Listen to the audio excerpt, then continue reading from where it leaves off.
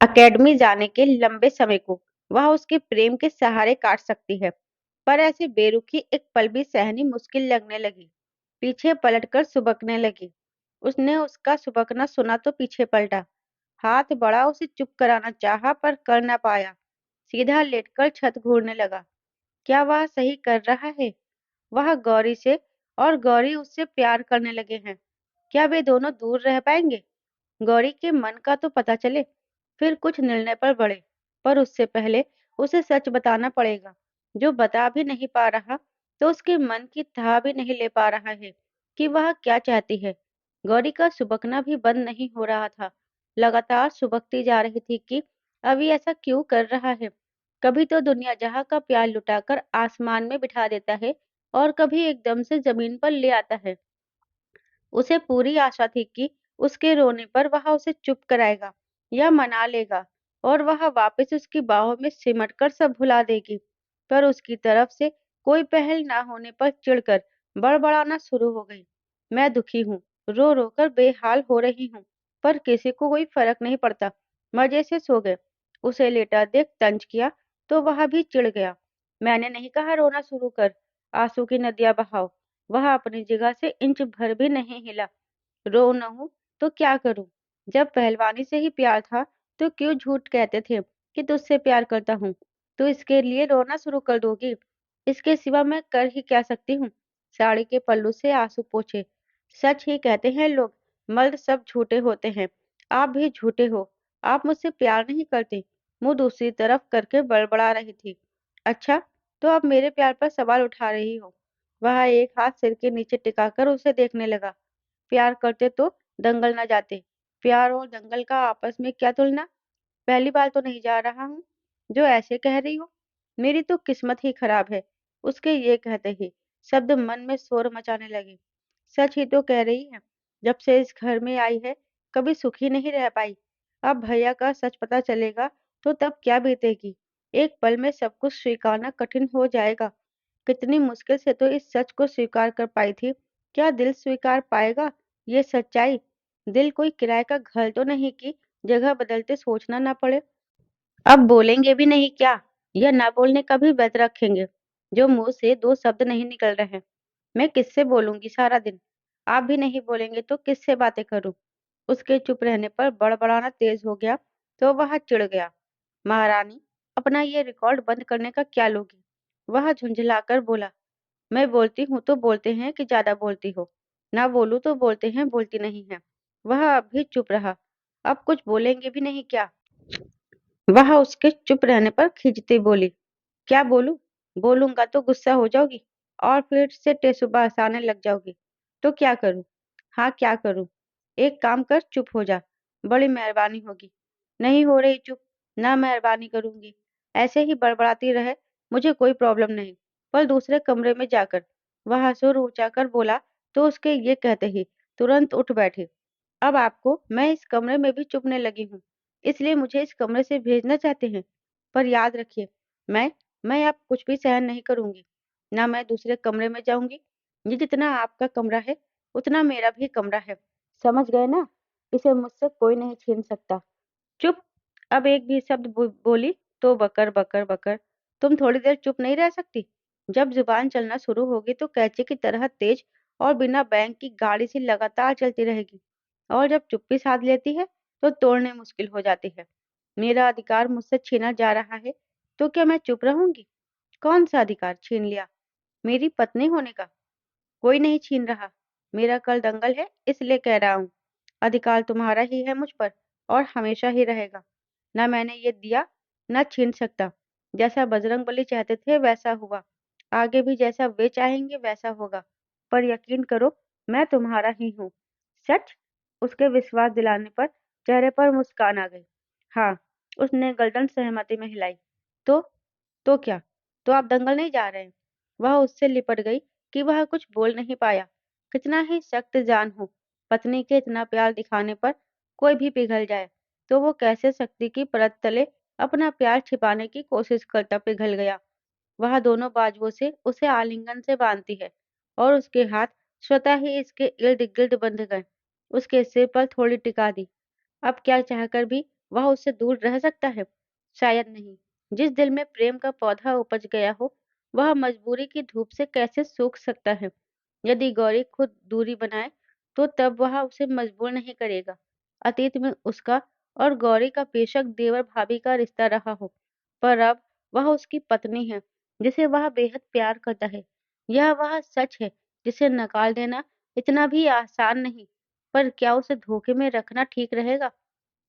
आज तक भाई नहीं था, पर अब अपने भाई को धोखे में रखकर वह उस पर पत्नी का हक जता पाएगा? इस प्रश्न पर दुविधा में हो गया। इसका जवाब शायद नहीं था। जब तक गौरी और अंकुर भैया अपना फैसला नहीं सुनाते, वह भी इस रिश्ते में तटस्थ रहेगा। गौरी उसके बालों को प्यार से सहलाता बोला, तो उसके होठों पर मधुर मुस्कान चमकने लगी। जी, उसकी तरफ देखने लगी। मैं कुछ दिन के लिए बजरंगबली का व्रत करने वाला हूँ। क्यों? ओलंपिक में सफलता के लिए। हाँ तो कीजिए। यह बेहद कठिन होगा। आपके लिए कुछ भी कठिन नहीं। इसमें तुम्हारा भी बराबर सहयोग चाहिए। कैसे? जब तक व्रत मैं रहूंगा, मुझे पूर्ण ब्रह्मचर्य व्रत करना पड़ेगा। क्या? गौरी ने सुना तो हैरानी से उसे देखने लगी। हाँ। क्यों? व्रत का यही नियम है। और क्या तुम नहीं चाहती कि मैं सफल हूँ? हाँ। फिर? पर आप गृहस्थ हैं, मेरे पति हैं। अगर मैं आपसे प्यार चाहूँ, तो क्या वो गलत है? उसके मन में स्वाभाविक सवाल उठा तो पूछा। बिल्कुल भी नहीं। गलत कैसे हो सकता है? यह प्यार ही तो पति-पत्नी के रिश्ते की बुनियाद को मजबूत करता है। तो फिर समस्या क्या है? क्यों भूल जाती हो कि मैं बजरंगबली का भक्त भी हूँ? जो कुछ हूँ, उनकी वजह से हूँ। इसलिए कुछ नियमों से जीवन भर बंधा रहूंगा। जब भी उनको खुश करना होगा, तो कुछ विशेष नियमों का पालन करना होगा। इतना तो तुम भी इतने समय इसके साथ रहती समझ गई होगी। तो क्या चाहते हैं? कि मैं आपसे दूर रहूं? वह लड़खड़ाती जुबान में बोली तो वह चुप था। ऐसे ही रहना था। आपको तो फेरे क्यों लिए मेरे साथ? बने रहते ब्रह्मचारी। चादर डालने की प्रथा जबरन हुई थी, दबाव में हुई थी। पर ब्रह्मचर्य आपने अपनी मर्जी से तोड़ा, और इस रिश्ते में आगे बढ़ने का फैसला भी आपका ही था। जब एक बार आगे बढ़ गए, तो वापस मुड़ने का क्या मतलब? भक्ति कीजिए, कौन रोक रहा है? एकेडमी में रहते जो मर्जी व्रत कीजिए, पर यहाँ आकर नहीं। यहाँ मैं ये सहन नहीं करूंगी। कुछ गिनती के दिन हम साथ रहेंगे, उसमें भी आप व्रत कर मुझसे दूर रहोगे। यह मुझे मंजूर नहीं। उसके सवालों का कोई जवाब नहीं था उसके पास, पर कुछ तो बताना पड़ेगा, उसे राजी करना पड़ेगा। तो रह जाता हूँ यही, नहीं जाता एकेडमी। छोड़ो ओलंपिक, जॉब कर लेता हूँ। अब खुश? नकली गुस्सा दिखाता बोला, कि गौरी का गुस्सा छू हो गया। नहीं नहीं। क्यों? तुम्हारा पति बनकर ही रह लेता हूँ। पहलवानी छोड़ देता हूँ, ताकि व्रत न रखना पड़े। असर होता देख धार तेज की। नहीं, पहलवानी छोड़ने की बात मत करना, कभी भी। क्यों? मैं ऐसे कभी सोच सकती हूँ क्या, कि आप पहलवानी छोड़ दो? जैसा आपको ठीक लगे वैसे कीजिए, मैं कुछ नहीं कहूंगी। पर मुझे खुद को छूने ना देने की बंदिश मत रखना, क्योंकि मैं सोऊंगी उस कोने में, और सोए में यहाँ आ जाऊंगी, तो आप ही परेशान होंगे। ठीक है, पर कोशिश करना कि दूर ही रहना, वरना मेरे लिए टॉर्चर हो जाएगा। मैं आपके लिए टॉर्चर हूँ? उसने भव्य से तोड़ी। बिल्कुल भी नहीं, पर आगे बहुत कठिन समय आने वाला है। ना जाने कैसे सब ठीक होगा। उसने गहरी सांस ली, और चेहरे पर नीली लाल रेखाएं उभर आई। ऐसा क्यों कह रहे हैं? कुछ नहीं, तुम परेशान मत हो। वह उसके सिर पर चूमता है, दोनों हाथ उसकी कमर में बांधता है। थोड़ी देर दोनों बातें करते रहे, और जब गौरी उसकी बातें मानने का कहकर शांत हो गई, तो एक किनारे लेट भी गई। उसने नाम ओलंपिक का पहलवानी का ले लिया तो कैसे जिद पर रहती? आखिर उसकी खुशी से बढ़कर उसके लिए कौन सा खुशी है? कुछ दिन दूर रह लेगी, सोचकर सो भी गई। सुबह के समय अभी ने जल्दी ही बिस्तर छोड़ दिया। गौरी से दंगल का कहकर ही जा रहा था, पर असल में जाना तो हॉस्पिटल है। वहाँ सारा दिन लग जाएगा, तो यही सबसे बड़ा बहाना है। वह उसे सच नहीं बता पाया। नाश्ता करके हॉस्पिटल आ गया। अंकुर का हालचाल लिया, जिसकी हालत में पहले से कहीं अधिक सुधार है। डॉक्टर्स ने आशा जताई कि उसे प्रॉपर इलाज मिलेगा, तो वह जल्द ही सबको पहचानने भी लगेगा। पापा, अब मैं यहाँ रह लेता हूँ, आप घर जाइए। वह उनके पास आकर बोले। बहू को सच बताया कि नहीं? उनकी सवालिया नजर उस पर टिकी थी। नहीं बता पाया। उसने गर्दन झुका दी। क्यों? बहुत मुश्किल है। हिम्मत नहीं जुटा पाया। मुश्किल है, पर सच तो सच है। अंकुर उसका पति है, उसे सच बताना होगा। पापा, आप ये कैसी बातें कर रहे हैं? आज पहली बार, जैसे अभी को बाबूजी का फैसला एक तरफा लग रहा था। अंकुर के प्रेम में वे उसकी अनदेखी कर रहे हैं। क्यों? क्या गलत है इसमें? वह उसके आसपास रहेगी तो जल्दी ठीक होगा। उन्होंने तर्क दिया, जो उसके गले न उतरा। भैया उसका अतीत है, आज उसका पति मैं हूँ। आप खुद सोचिए कि क्या होगी उसकी हालत सच जानने के बाद। और क्या इतना आसान है सब कुछ? तो क्या सच ना बताए? अंकुर जिंदा नहीं रहा, यही सोचकर तूने उसे चादर डाली, जो हमारे में रिवाज है। जब अंकुर वापस लौट आया है तो क्या पापा? उसने उनकी नजरों में नजरें डाल देखा, जिसमें सैकड़ों सवाल धधक रहे थे। वह उस परिस्थिति को समझ जाएगा कि यह किन परिस्थिति में हुआ है। उन्होंने उससे नजरें चुराते कहा, मतलब मतलब ये कि वो अंकुर की पत्नी है, यही सच है। और मैं कुछ नहीं। मेरा और गौरी का रिश्ता, वो कुछ नहीं। जो इतने समय से हम पति पत्नी के तौर पर साथ रह रहे हैं, वो भूल जाए। क्या हमारा लगाव नहीं हो गया? भैया वापस आ गए तो क्या फिर से मुझे रिश्ता बदलने कहेंगे? करना पड़ेगा। हम क्या बेजान वस्तुएं हैं? जब आपने कहा हमें रिश्ते में बांध दिया, और अब कहेंगे कि रिश्ता तोड़ दो, तो क्या वो टूट जाएगा? हमारी भावनाएं कुछ नहीं, जो साथ में जुड़ गई हैं। क्या अपने भाई के लिए इतना नहीं कर सकता? वह इतने कष्ट में रहा, उसे कैसे लगेगा सच जानने के बाद? इसलिए कुछ समय हम सच नहीं बताएंगे। जब वह पूरी तरह ठीक हो जाएगा, तब की तब देखी जाएगी। मैंने आज तक कभी आपका आदेश नहीं टाला। जो आपने कहा सर झुकाकर माना, अब भी मान लूंगा। पर गौरी, उसका क्या? समझ जाएगी, वो बहुत समझदार है। उनके ये कहते ही उसके आंखों से आंसू टपक पड़े, जिन्हें जल्दी से साफ भी कर दिया। कितनी आसानी से कह दिया पापा ने कि वह अंकुर की पत्नी है, और उसकी वो कुछ नहीं, उसका दिल का कुछ नहीं। जिस स्त्री को एक बार प्रेम से चाह लिया, उसे क्या इतनी आसानी से भुलाया जा सकता है? जो कल तक उसकी पत्नी की तरह साथ रह रही है, अब क्या फिर से भाभी मान लेगा? ये प्रश्न बेहद जटिल है। यदि अपने प्रेम पर अडिग रहा, तो परिवार, बाबूजी व भाई की नजरों में स्वार्थी बन जाएगा। दिल में शोर था, जुबा खामोश, और दिमाग बिल्कुल पजल, जो निर्णय कर पाने में असमर्थ कि क्या सही क्या गलत। एक तरफ उसके पापा, जिनका आदेश उसके लिए देव वाक्य, जिनकी अवहेलना नहीं कर सकता। एक तरफ वो खुद, उसका प्यार, और एक तरफ भाई, तीन तरफ से घिरा हुआ था। एक का चुनाव नहीं कर सकता। उसके लिए सभी समान। दो आंखों में से कैसे एक का चुनाव करे? उसके लिए तो दोनों प्रिय है। चुप क्यों हो गया? उत्तर दे। बाबूजी के शब्द कान के पर्दे से जोर से टकराकर मस्तिष्क में पहुंचे, तो नजरें उठा उन्हें देखने लगा। आंखें, जो किसी भी पल बरसने तत्पर थी, पर पिता उनकी अनदेखी करना चाहते थे। एक पुत्र मोह शायद दूसरे पर भारी पड़ रहा था। क्यों भावुक हो रहा है इतना? उसके दोनों कांधे पकड़ लिए। तू मेरा शेर बेटा है, जैसे अब तक हर परिस्थिति में जीता, अब भी जीतेगा। उसका हौसला अफजाई की, जैसे युद्ध में भेजने से पहले उसे तैयार कर रहे हों। पर कैसे? सवाल तो ज्यों का त्यों बरकरार था। बचपन से तू अखाड़े को समर्पित था। तेरा पहला प्यार भी पहलवानी है। मुझे ही दोष देता था कि घर गृहस्थी में ढकेल दिया। तूने कभी मन से गृहस्थ को अपनाया ही कब था? तू मजबूत है, खुद को संभाल लेगा। पर अंकुर नहीं संभाल पाएगा। उसकी नजरों में देखते बोले। और गौरी? आवाज भारी हो गई। उसे अंकुर संभाल लेगा। एक बार ठीक हो जाए तो सब पहले जैसा हो जाएगा। आप मुझे किस दुविधा में फंसा रहे हैं? फंसा नहीं रहा, दुविधा से बचा रहा हूँ। बच रहा हूँ, पर कैसे? मैं तो इसमें डूबता महसूस कर रहा हूँ। तेरा दिल्ली में कैंप है? हाँ, तो तू दिल्ली जा। पर भैया, उसे हम संभाल लेंगे। तू अपनी ओलंपिक की तैयारी कर। आप कैसे कर पाएंगे? मैं और बहुत संभाल लेंगे अंकुर को। और तुझे इस दुविधा में से निकलने में भी आसानी होगी। घर से जितना दूर रहेगा, उतने जल्दी भूलने में आसानी होगी। उल्टा भी हो सकता है कि मैं प्रैक्टिस पर ध्यान ही ना लगा पाऊँ। क्या इतना आसान है उसको भुलाना, जिसके साथ कल तक पति पत्नी का रिश्ता था?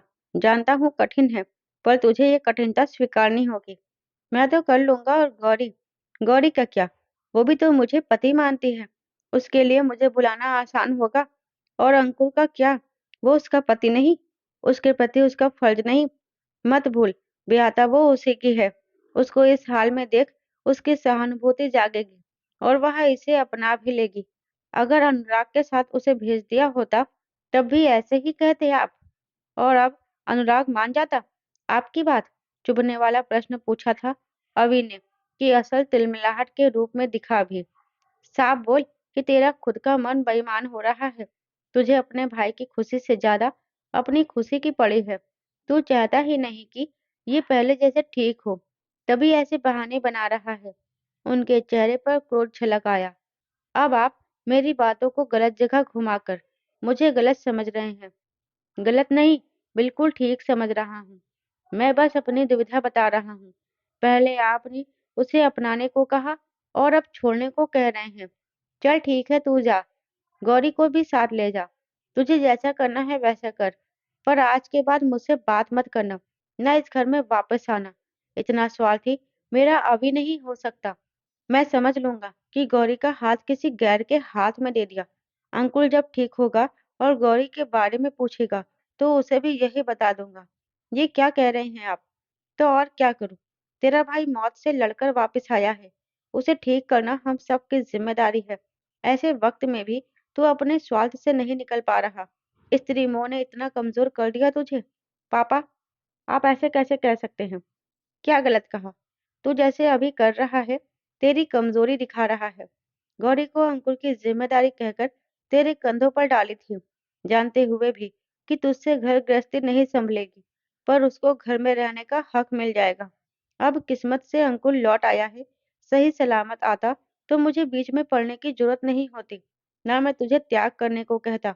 वह खुद फैसला कर सकता था। पर इस हालत में उसे प्यार व देखभाल की जरूरत है, जो एक पत्नी ही उसे भली प्रकार दे सकती है। तू तो वैसे भी कुश्ती को समर्पित है। कल को घर बसाना चाहेगा तो लड़कियों की लाइन लग जाएगी। पर अंकुर को पूरी जिंदगी अकेले काटना पड़ सकता है। वह नाजुक दिल है, यह सदमा बर्दाश्त नहीं कर पाएगा। मेरा तो दिल है ही नहीं है, लोहा है। और गौरी, उसकी तो कोई मर्जी ही नहीं है, ना कभी पूछी गई। जैसे मुझे ब्लैकमेल किया जा रहा है, उसे भी किया जाएगा और उसे भी मानना पड़ेगा। वह झुंझलाया। अब तू मुझे गलत समझ रहा है। इसी में सबकी भलाई है। जब बात भाई प्रेम की कर दी है, स्वार्थी नहीं दिखना चाहता। पहले पहलवानी दांव पर लगाकर गौरी को अपनाने कहा, और अब गौरी को छोड़ पहलवानी अपनाने की कह रहे हो। इतने कम समय में गौरी समझ गई कि पहलवानी मेरी सास है, पर आप नहीं समझे। पहले पहलवानी छोड़ने को कहा, जो मेरी सास थी। अब गौरी छोड़ने को कह रहे हैं, जो मेरी धड़कनें हैं। छोड़ दी, पर एक शर्त पर। क्या? गौरी की सहमति होनी चाहिए। उसे मेरी तरह ब्लैकमेल नहीं करेंगे।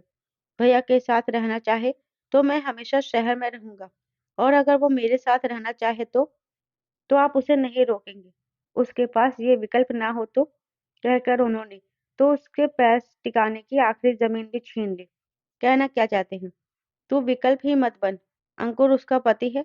उसे तकलीफ में देखेगी तो खुद ही इसकी सेवा में लग जाएगी। कहकर उन्होंने उसका मुंह बंद करवा दिया।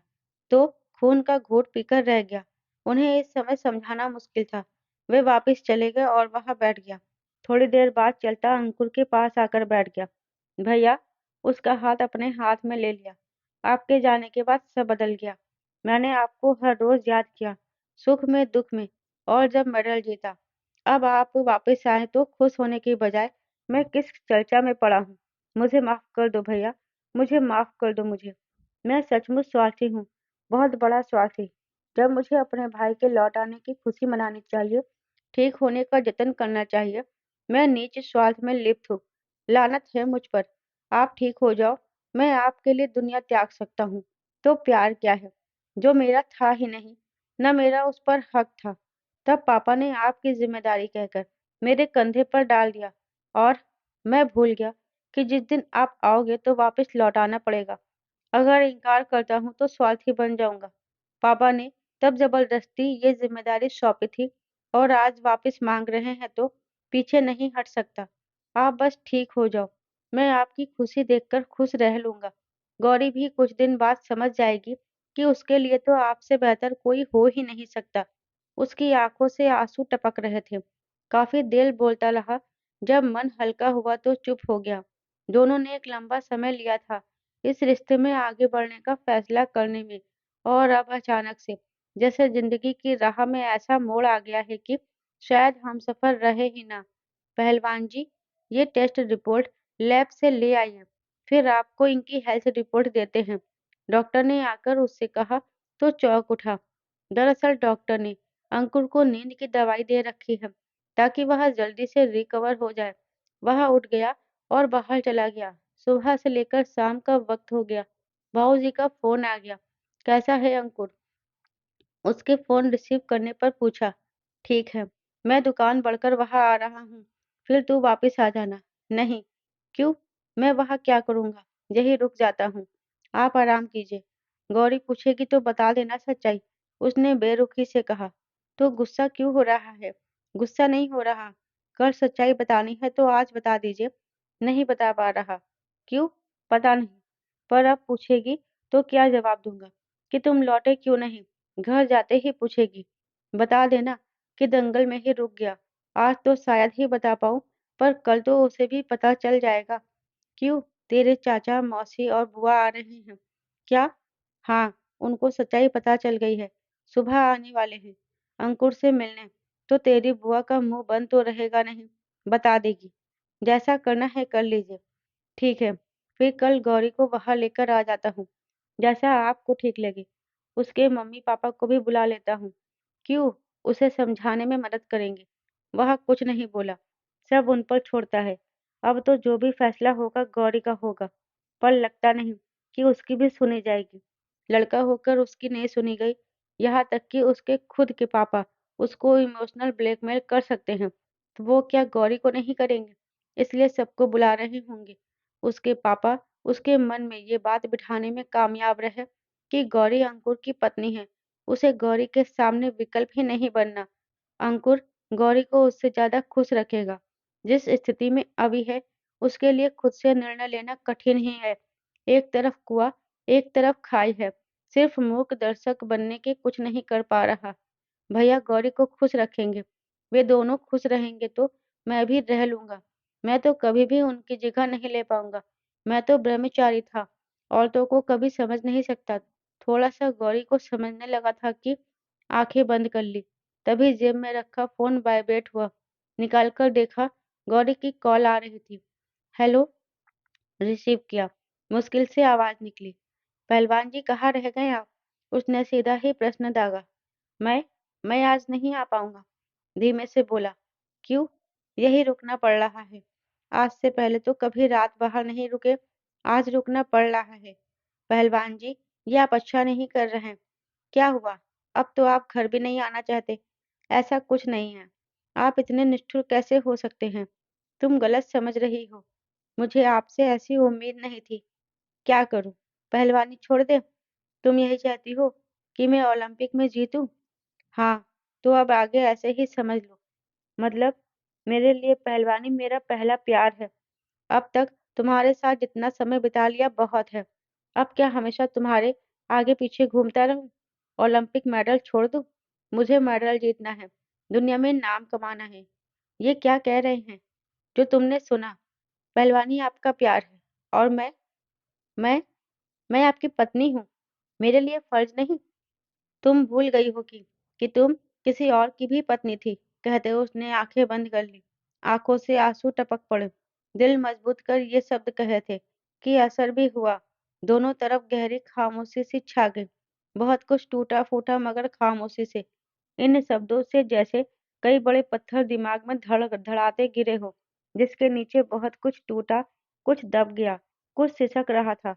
और फिर रवि को सुनाई दी फोन करने की आवाज, जो गौरी के हाथ से नीचे छूट गया था। यकीन नहीं कर पा रही थी। जो सुन रही है वो अभी ही कह रहा है। उसने पहले तो कभी ऐसे नहीं कहा, तो आज ऐसे क्यों कह रहा है? गद से बेड में बैठ गई। आंखों से आंसू टपक पड़े। दिमाग में साय साय हो रही थी। गौरी के खामोश होते ही अवि की तरफ घबराहट बढ़ गई। गौरी, गौरी, फोन उठाओ। गौरी, उसने पुकारा, पर यह आवाज दूर से आ रही थी। फोन नीचे फर्श पर गिरा हुआ था, जो गौरी को सुनाई भी नहीं दे रही थी। ना वह सुनना चाहती। ये शब्द कहकर जैसे अभी ने उसका दिल दुखाया है। जब वह सब कुछ भुला आगे बढ़ गई तो बार-बार उसे उसका अतीत क्यों याद दिलाया जा रहा है? जब भी उसे लगता है कि उसकी ज़िंदगी में सब ठीक हो गया है, अभी बदल रहा है, तभी वह अपने व्यवहार से साबित करता है कि इंसान का स्वभाव कभी नहीं बदलता। वह अक्सर ऐसे ही करता है। कभी अपने गुस्सैल स्वभाव से उसे डराया, कभी उसके पास आने की बेताबी दिखाई, पीछे हटने पर नाराज़गी दिखाई, तो कभी प्रीति वाली सच्चाई उससे छिपाकर परेशान किया। उनका रिश्ता कभी भी सामान्य नहीं हो पाता। गौरी के फ़ोन न उठाने से अभी को बेचैनी घेरने लगी। दिल कड़ाकर शब्द बोल तो दिए, पर अब परेशान है, ये सोचकर कि गौरी के दिल पर क्या गुजर रही होगी। बेंच पर बैठा दोनों हाथों से सिर पकड़ लिया। कुछ न सूझा तो रोहित को फ़ोन लगा दिया कि गौरी के कमरे में जाए। रोहित ने सुना तो हैरान हुआ। क्यों भैया? जो बोला है वो कर। क्या है भाभी के कमरे में? बात करनी है। उनके फ़ोन में कॉल लगाओ और खुद बात कर लो। मैं बात नहीं कर सकता। क्यों? तू जा उससे बात कर और फ़ोन ऑन रखना। उसे पता नहीं चलना चाहिए कि दूसरी तरफ मैं हूँ। अरे पर ऐसे क्यों कर रहे हैं? रोहित आश्चर्य में पड़ गया। क्या आपका भाभी से झगड़ा हुआ है?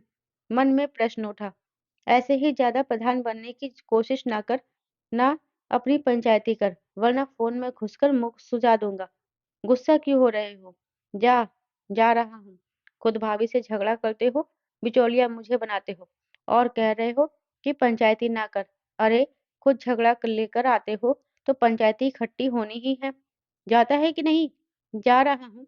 रोहित अपने कमरे से निकल चलता गौरी के कमरे में आया तो देखा, बैठी रो रही थी।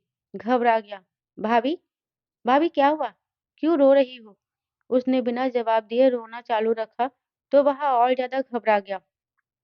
भाभी क्या बात हो गई? रोना बंद कीजिए, ऐसे अच्छा नहीं लग रहा है। वह परेशान सा हो गया। मुझे क्या रोना अच्छा लगता है? वह सुबकती बोली। तो क्यों रो रही हैं? ये आंसू ही मेरी किस्मत में है। ऐसे तो मत कहो। तो क्या कहूँ बोल? उसकी रोकर लाल हो चुकी आंखें उस पर टिकी थी। हुआ क्या वो बताइए। मुझे कुछ समझ नहीं आ रहा। तेरे भैया घर घर नहीं आए आज? भैया तो दंगल गए हैं। इसमें परेशान होने जैसी क्या बात है? वे तो अक्सर जाते हैं।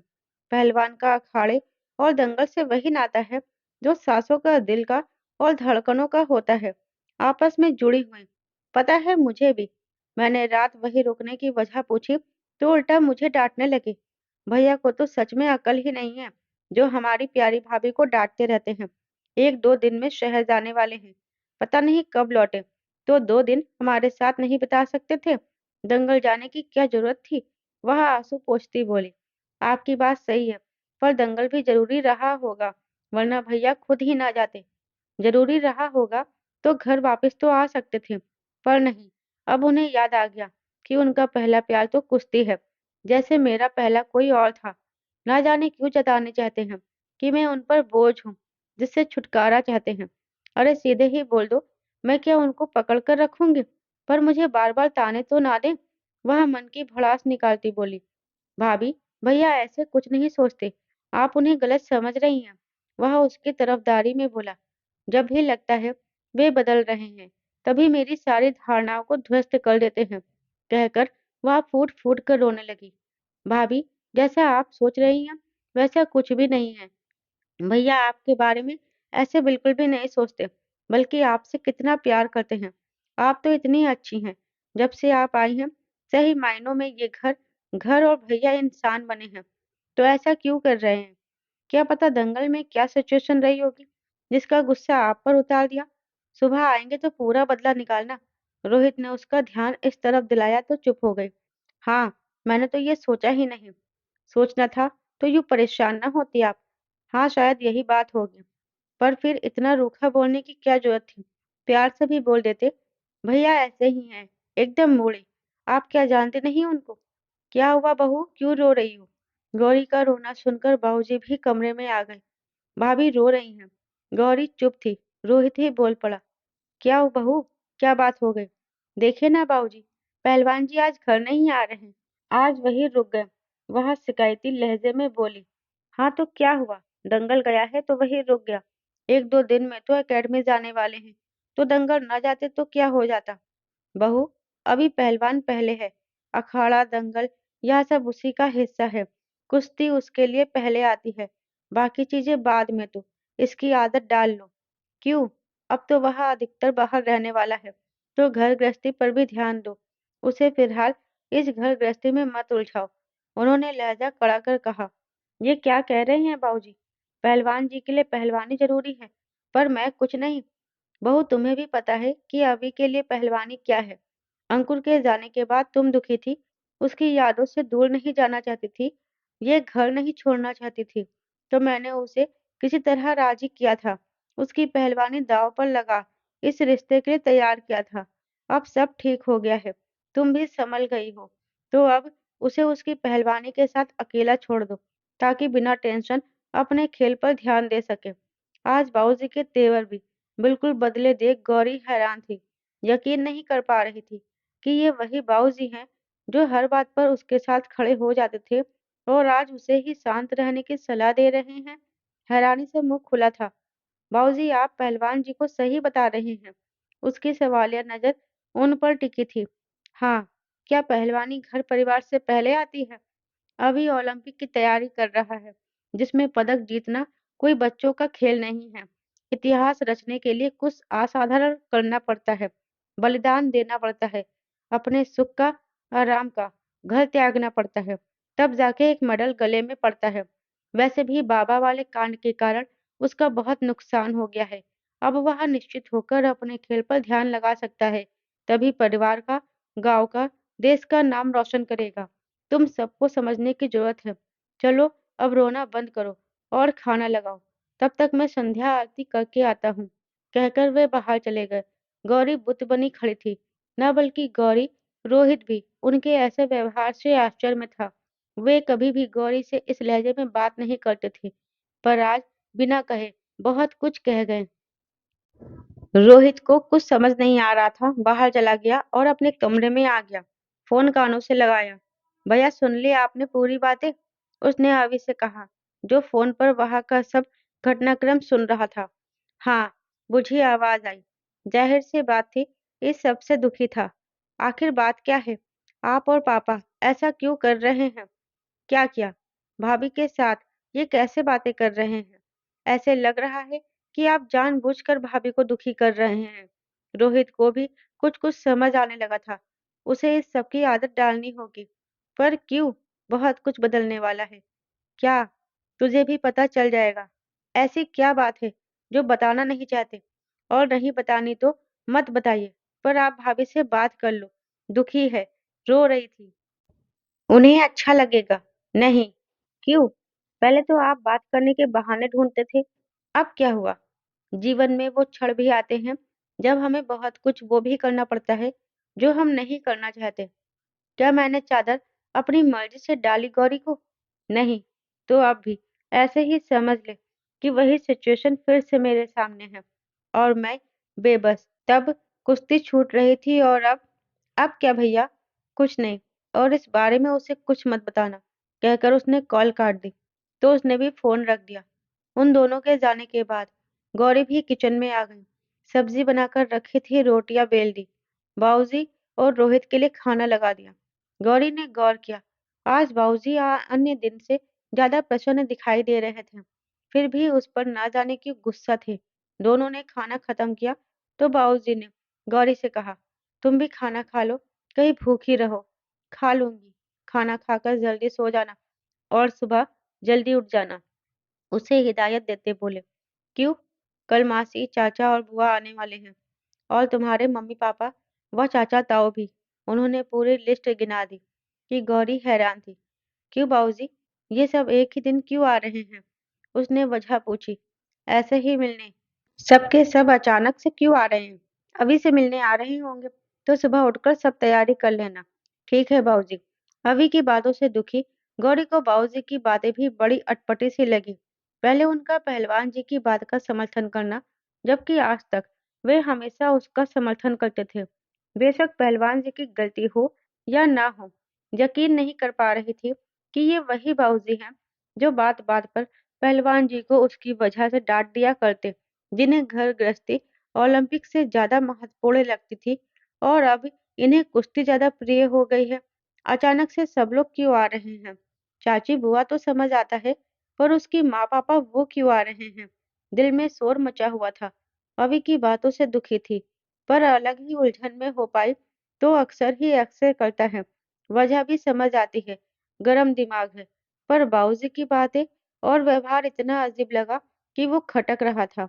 बेमन से खाना खाया, रसोई समेटकर सोने आ गई। उसे यकीन था कि अभी सोते समय उसे ज़रूर फ़ोन करेगा, तो फ़ोन सिरहाने के पास ही रख दिया। इंतज़ार करते नींद आ गई, पर अभी का कॉल ना आया। किसी तरह रात बीती और एक नए दिन का आगाज़ लेकर सूर्योदय प्रकट हुए, तो गौरी ने भी उठकर नित्य दिनचर्या के बाद सबके लिए नाश्ता बनाकर तैयार किया। 9 बजे के आस-पास चाचा जी और मासी पहुँच गए और फिर बुआ और फूफा भी। वे सब हँसकर व प्रसन्नता से बाबूजी से मिल रहे थे, बधाई दे रहे थे। पर गौरी को वजह समझ नहीं आ रही थी कि किस बात की बधाई दे रहे हैं। आखिर उससे क्या छिपाया जा रहा है? वह भी बाहर आ गई। बुआ के पैर छुए। सौभाग्यवती भवा, सदा सुहागन रहो। उसके सिर पर हाथ रखा, होठों पर मुस्कान थी। गौरी आश्चर्य से उन्हें देख रही थी। बुआ उसे सदा सुहागन रहो का आशीर्वाद ये कहकर नहीं देती थी कि उसका सुहाग तो अंकुर था, जो उसकी बुरी किस्मत की वजह से दुनिया छोड़ गया और आज तो आशीर्वाद की छड़ी लगा दी। पर गौरी को जानने की उत्सुकता थी कि वे सब क्यों आए हैं। आप लोग अचानक ही आ गए बुआ जी, कोई विशेष बात? उसने बुआ से पूछा। विशेष तो है ही, पर ऐसे क्यों पूछ रही है? वैसे ही, तुझे अच्छा न लगा हमारा आना, तो साफ-साफ कह दे, आगे से पूछ कर आऊँगी। तंज कसते बोली। कैसी बातें कर रही हो बुआ जी? आपका अपना घर है, जब मर्जी आओ जाओ, मैं कौन होती हूँ कुछ कहने वाली? हाँ, हाँ, ठीक है, अच्छा लगे या बुरा, इतनी खुशी की खबर थी, कैसे पैर टिक जाते। और इस बार ये खुशी तेरी वजह से ही मिली है। उनके चेहरे पर खुशी शहद सी टपक रही थी। मेरी वजह से? उसने आश्चर्य से पूछा। कौन सी खुशी थी, जिसका उसे ही पता नहीं? हाँ, पर मैंने क्या किया? पति का लंबा जीवन व सौभाग्य पत्नी से जुड़ा होता है। एक सावित्री सतयुग में थी, पर तू भी उससे कम नहीं। मैं तो यूं ही झक में तुझे कोसती रहती थी। माफ कर देना मुझे और उन बातों को दिल पर मत लेना। किन बातों को? गौरी झुंझला गई। तुझे नहीं पता? उसने बाबूजी की तरफ देखा। नहीं, क्या छिपा रही हैं आप मुझसे? गौरी ने पूछा। अरे भैया, इतनी बड़ी बात इसको नहीं बताई? उसने आश्चर्य से बाबूजी की तरफ देखा, जिन्हें कोई जवाब नहीं सूझ रहा था। खुद नहीं बता पाएंगे, बुआ ही बता दे, पर तरीके से कि जुबान से कुछ उल्टा-पुल्टा ना निकले। तो तुरंत ही भाई को मंजे पर बैठ छोड़ा, वहीं पर आ गए। बहू, गौरी को आवाज दी। जी बाबूजी, यहाँ पर क्या खड़ी है? बुआ जी से मिल रही थी। मिलना मिलाना चलता रहेगा। जा सबके लिए पानी ले आ। उसे वहां से भेजने की गरज से कहा। ले आती हूँ बाबूजी, पर बुआ कुछ बता रही थी। उसकी नजरें बुआ पर टिक गई। जा पहले पानी ले आ, फिर यही तो है, ये पूछ लेना। उन्होंने उसे अंदर भेज दिया, तो बुआ की संकट नजरें उन पर टिकी थी। क्या चल रहा है ये? वे उससे नजरें चुराने लगे, तो सब बात समझते देर न लगी। अरे, अभी तक बहू को सच ना बताया? सुर ऊंचा हो गया, तो बाबूजी ने हाथ के इशारे से उसे धीमे बोलने को कहा। नहीं, धीमी आवाज में बोले। क्यों भला? हिम्मत नहीं हुई। इस समय क्या हिम्मत बटोरनी? उसका पति है, उसे पता नहीं, पर वो अभी के साथ भी तो आगे बढ़ गई है। कैसे सब सुलटेगा समझ नहीं आ रहा। तो क्या हुआ? चादर ही डाली, अंकुर की विधवा मानकर। किसी को पता तो नहीं था कि ऐसे चमत्कार हो सकता था। चमत्कार हुआ भी तब जब रिश्ते बदल गए। अंकुर को क्या जवाब देंगे समझ नहीं आ रहा। कोई रिश्ते ना बदल गए? मतलब चादर इसलिए डाली ताकि वह इस घर में रह सके, घर की इज्जत बची रहे। बाहर निकलती तो अकेली विधवा औरत जानकर 10 नजरें पीछा करती। कब तक बचती फिरती? इस सब से बचाने चादर डलवा दी ताकि बाहर वाले बुरी नजर न डालें और घर की इज्जत घर में ही रहे। पर अब अंकुर लौट आया तो वही उसका पति हुआ। बुआ तो बाबूजी से भी अधिक कठोर हो रही थी। क्या वो स्वीकार पाएगी? वो कौन होती है नकारने वाली? आप तो उससे ऐसे डर रहे हैं जैसे वो महारानी हो गई। बहू है इस घर की, जो परिवार की भलाई में होगा उसे मानना पड़ेगा। क्या उसे रिवाज नहीं पता? अभी कल को शहर में जाकर दूसरी शादी कर लेता तब क्या इसे ना स्वीकारना पड़ता? सिर्फ गौरी की बात नहीं, अभी की भी तो बात है। अभी का क्या? मर्दजात किसी दूसरी लड़की से शादी कर लेगा। अरे उसके लिए एक ढूंढो, हजार मिलेंगी। ऐसे काबिल लड़का चिराग लेकर ढूंढने से भी ना मिलेगा। वो खुद भी तो दुखी है। घर की इज्जत घर में है। बड़े भाई की जिम्मेदारी छोटे ने उठा ली। उसे भी यह समझना पड़ेगा कि सब भगवान का रचाया खेल है, तो स्वीकारना पड़ेगा। मैं भी यही चाहता हूँ कि गौरी और अभी यह मान ले और अंकुर को यह घटित हुआ घटनाक्रम पता ही ना चले। जब तक वह पूरी तरह ठीक नहीं होता, सब पहले जैसा ही रहे। अभी तो बाहर ही रहता है, बाहर ही घर गृहस्थी जोड़ लेगा, पर मेरे अंकुर की उजड़ी दुनिया फिर से संवर जाएगी, तो बूढ़ी आंखों का सुकून लौट आएगा। इसके लिए गौरी को रजामंदी से तैयार करना है, ताकि उसे ऐतराज ना हो। हाँ, तो मैं समझाती हूँ उसको। जैसा हम कहेंगे करना पड़ेगा। आप फिलहाल चुप ही रहो। उसकी माँ ही उसको समझाएगी तो ज्यादा अच्छा है। माँ क्या अलग तरीके से समझाएंगी? माँ से बेहतर अपनी बेटी को कौन समझा सकता है? जैसे आपको ठीक लगे वैसे कर लो। बुआ को उनकी बात जच नहीं रही थी। भला उनके बता देने से क्या अनर्थ हो जाएगा? पर आज अन्य दिन की अपेक्षा समझदारी दिखाई और चुप रह गई। इतने में गौरी ट्रे में पानी लाती दिखी। बाकी सबको देने के बाद उनके पास आ गई। बुआ जी पानी। बुआ ने हाथ बढ़ाया और गिलास लेकर कुर्सी में बैठ गई। अब बताइए बुआ जी, क्या कह रही थी आप? गौरी अभी भी बात की पूछ पकड़े बैठी थी। मैं मैं वो ये कह रही थी कि नाश्ता लगा दे। सुबह मुंह अंधेरे से निकले थे, मारे भूख के पेट में चूहे कूद रहे हैं। फटक से बात पलट दी, तो अब गौरी का ध्यान भी उस ओर चला गया कि सबको नाश्ता भी करवाना है। ठीक है बुआ, आप सब मुंह हाथ धो लो, मैं नाश्ता लगाती हूँ, कहकर वह किचन में चली गई। सबके लिए नाश्ता लगाया। जब तक वे नाश्ता करके हटे, इतने में उसके माँ पापा, साथ में चाचा ताऊ भाई भी थे। सब लोगों के यूं अचानक आ जाने से मन में शंका बलवती होने लगी कि उससे कोई बड़ी बात छिपाई जा रही है। तुरंत ही अवि का ख्याल आ गया। वो ठीक तो है, क्योंकि रात के बाद उसने उससे बात भी नहीं की थी। माँ, आप सब यहाँ क्या कर रहे हैं? जैसे ही माँ उसके पास आई, सवाल दाग दिया। ये कैसा सवाल है? हम यहाँ आ नहीं सकते? जानती हूँ थोड़ा अजीब है, पर सब लोग कैसे जमा है? मुझे घबराहट हो रही है। सब ठीक तो है? पहलवान जी भी अभी तक नहीं लौटे। उसके ये कहते ही माँ की आंखों से आंसू टपक पड़े। कितने ही कीमती क्यों ना हो, समय पर लौटे उसी चीज की खुशी होती है। अत्यधिक देरी खुशी को दुख में भी बदल सकती है। अंकुर समय पर लौट आता तो वे खुद को खुशनसीब समझते, पर उसका अब लौटने से वे भी दुविधा में हैं। सिर्फ गौरी ही नहीं, उन्होंने भी अवि को दामाद स्वीकार कर लिया है। सिर्फ गुस्से के अलावा उसमें कोई ऐब नहीं। उनकी बेटी को दुख से निकाल एक सामान्य जिंदगी की तरफ मोड़ा है। अभी तो अक्सर ही उनसे बात करता रहता है, तो उसे जुड़ाव भी गहरा हो गया है। अब वे किसका साथ दे? बोलो ना मम्मी। उनके चुप रहने पर गौरी ने फिर पूछा। सब ठीक है, परेशान मत हो। फिर सब क्यों आए हैं? ना जाने कौन घड़ी में किस्मत लिखवाई तूने गौरी। क्या हमेशा ऐसे ही तेरी जिंदगी चलेगी? क्या हुआ माँ? ऐसे क्यों कह रही हो? अब तो सब ठीक है। पहलवान जी भी मुझे समझते हैं और मैं भी। तो ऐसे क्यों कह रहे हो? सच ही तो है। अब पहेलियां मत बुझाओ, सच बताओ। बस मैं सच सुनना चाहती हूँ। गौरी अब सिर्फ सच जानना चाहती थी। मैं शायद बोल ना पाऊं, पर तू खुद देखेगी तो समझ जाएगी। उनकी हिम्मत भी जवाब दे गई। गौरी का मुंह उतर गया। कोई बड़ी बात है, समझते देर नहीं लगी। जब बार बार पूछने पर किसी ने कुछ नहीं बताया तो तैयार होकर आ गई, क्योंकि उन्होंने उसे हॉस्पिटल ले जाने का निश्चय किया कि बताने के बजाय वह खुद देखे। कहाँ ले जा रहे हैं मुझे? ये तो बता दो। सब ठीक तो है? पहलवान जी ठीक है?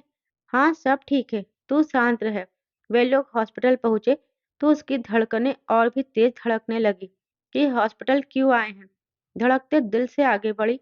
उसकी नजर अभी पर पड़ी तो खुशी के साथ तसल्ली तो हुई कि वो ठीक है, पर हॉस्पिटल में क्या कर रहा है? पहलवान जी भी यहाँ है? पहलवान जी? वह एकदम से तेज कदमों से अभी की तरफ बढ़ी। दोस्तों, आगे की कहानी देखिए कहानी के अगले पार्ट में। तब तक हमारे चैनल को लाइक शेयर सब्सक्राइब अवश्य करें। आप सबका बहुत बहुत धन्यवाद।